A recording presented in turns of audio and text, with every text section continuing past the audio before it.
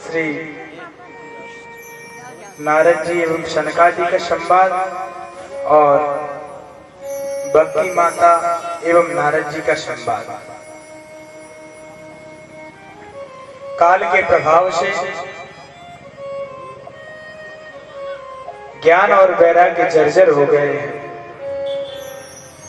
नारद जी को जब भक्ति माने अपना पूरा दुख निवेदन किया तो नारद जी ने उसका उद्यम करने के लिए, जैसा कि ब्रह्मवाणी ने कहा था कि सत्कर्म करो, सत्कर्म की खोज में जब कहीं पता न लगा तो वह तपस्या के द्वारा उसे सत्कर्म क्या है जानेंगे। ऐसा निश्चय करके नारद जी बद्रिकाश्रम पहुंचे और वहां पर नारद जी की शनकादियों से भेंट हुई। नारद जी कह रहे हैं, हे महर्षि, हे योगियों, इदानीं भूरि भाग्येन, इस समय भवद्भिः यानी हमारा बहुत जन्मों का पुण्य उदय हुआ है। क्यों? क्योंकि जब पुण्य ही साथ देता है तब संगमो भवत्, किसी का समागम होता है यानी मिलते हैं अच्छे लोग परस्पर। और आपने हम पर बड़ी कृपा की है, जो हमारा कष्ट जानने की आपने कोशिश की या फिर जानने की चेष्टा की। तो क्या बात है नारद जी बताइए। तो नारद जी ने सारी बात बताई कि ऐसे ऐसे हम वृंदावन गए थे, वहां पर ज्ञान वैराग्य को जान देखा, जरा से जो ग्रसित हैं, बड़ा दया आई, लेकिन उनका पता नहीं क्या बात है, किसी प्रकार से हम उनके दुख को दूर न कर सके। इसलिए मुझे बड़ी चिंता हो रही है। शनकादियों ने कहा, माम चिंता गुरुदेवर से हर्षम चित्ते क्षमावहा। हे नारद जी, आप किसी प्रकार की कोई चिंता न करें। एक खेद और ये विषाद की जो रेखाएं आपके चेहरे पर दिख रही हैं, उनको त्याग दो। क्यों? क्योंकि आप तो हे नारद विरक्तों में शिरोमणि हैं, आपको किसी प्रकार का कोई क्लेश छू नहीं सकता, और फिर आप तो भगवान के परम प्रिय भक्तों में हैं। इसलिए आपको इस प्रकार से कोई चिंता नहीं। आप तो संकल्प करें, केवल संकल्प मात्र से ही आपके कार्य सिद्ध हो जाएंगे। बड़ी ईश्वर की कृपा है आप।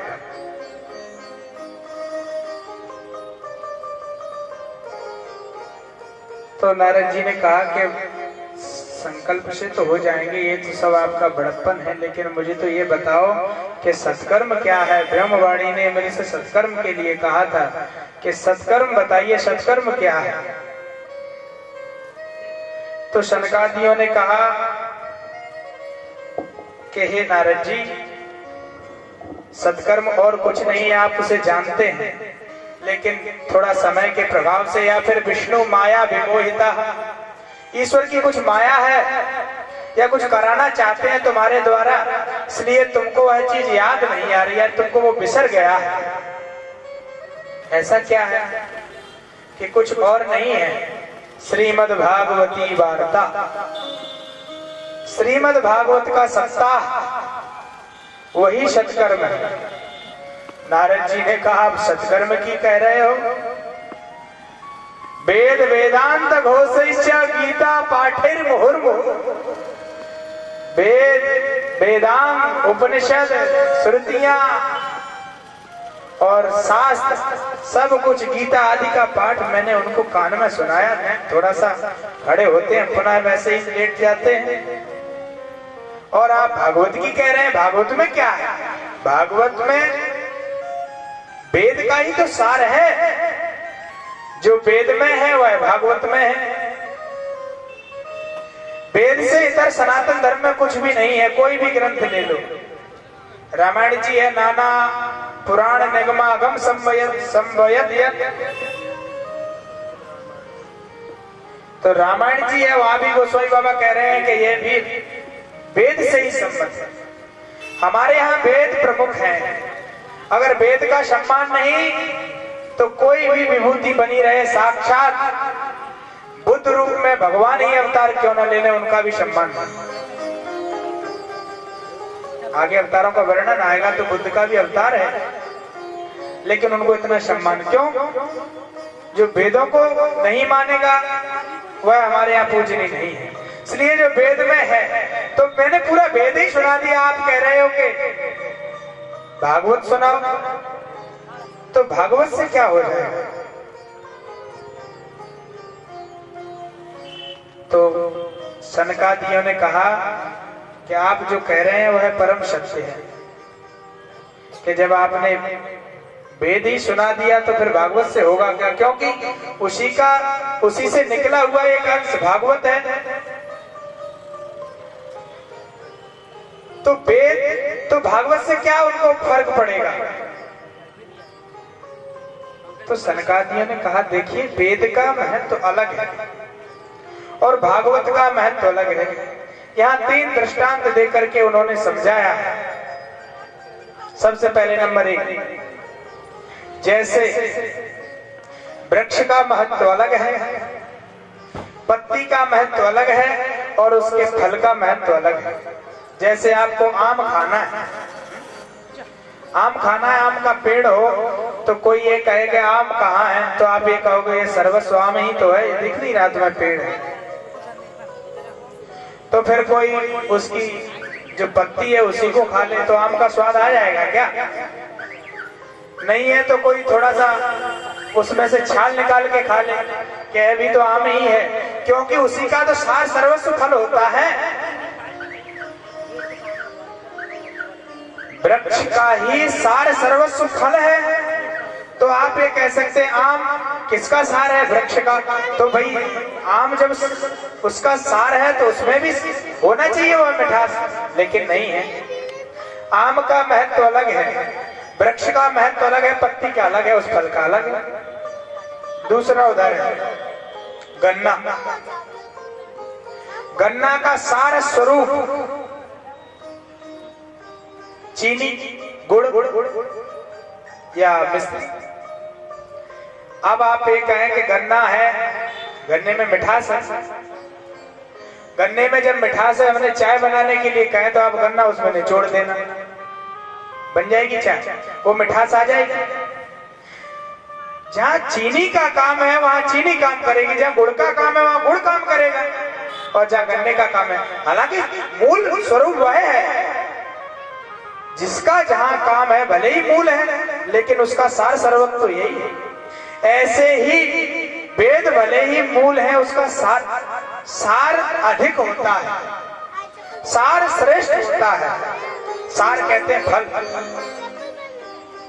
सारा वर्ष विद्यार्थी पढ़ता है, खूब मेहनत करता है दिन रात, सार उसका कहा क्या सार है? परीक्षा में उत्तीर्ण होना, परीक्षा में उत्तीर्ण होना ये सार है कि प्रथम श्रेणी है। तीसरा उदाहरण दे रहे हैं, जैसे यथा दुग्धे स्थितम सर्पिर्ण स्वादायोपकल्पते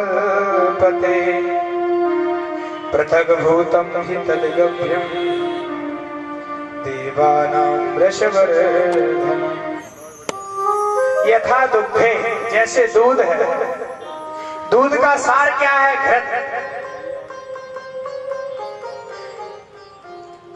आपको पूड़ी सेकनी है,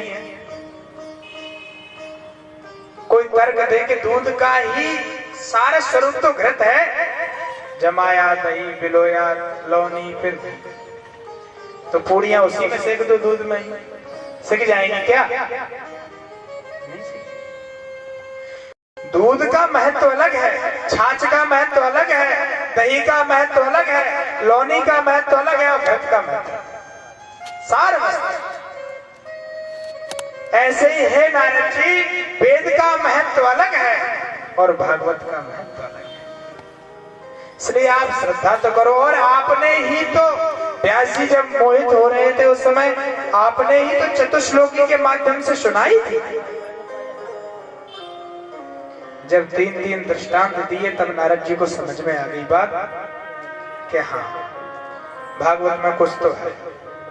तो महाराज जी मैं आपकी बात मान रहा हूं, मुझे कुछ नहीं चाहिए, तो केवल मेरा मनोरथ सफल हो जाए।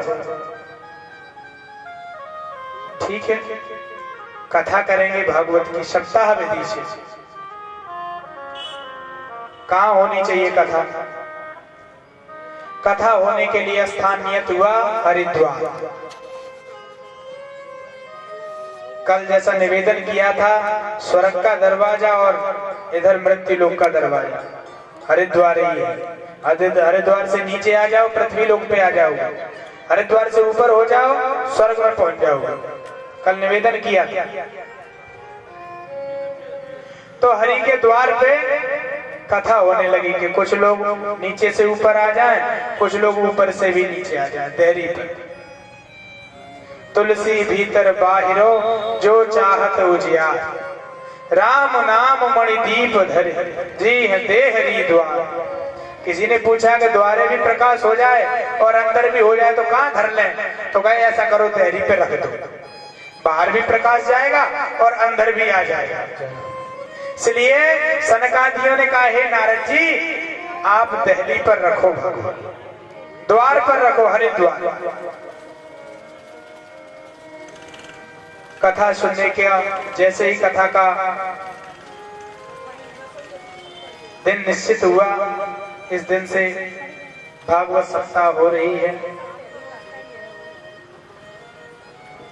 सबसे पहले श्रीमद् भागवत पीयूष पानाय रसलम पटाहा, जो भागवत के पीयूष पान जो बड़े ही रसिक भावुक वैष्णव संत हैं, सबसे पहले वह आए।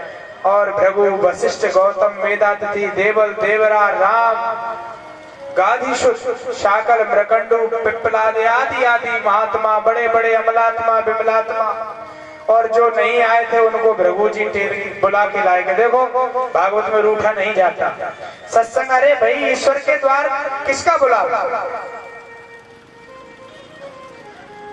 ईश्वर के द्वार भी बुलावा मांग रहे हो, फिर तो बहुत बड़ी बात है। क्योंकि एक दिन आप नहीं चाहते हो फिर भी जाना पड़ता है।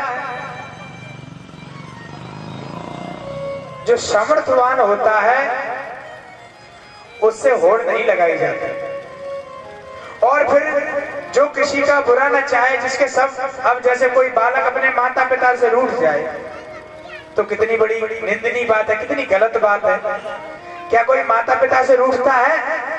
बताइए। माँ से कभी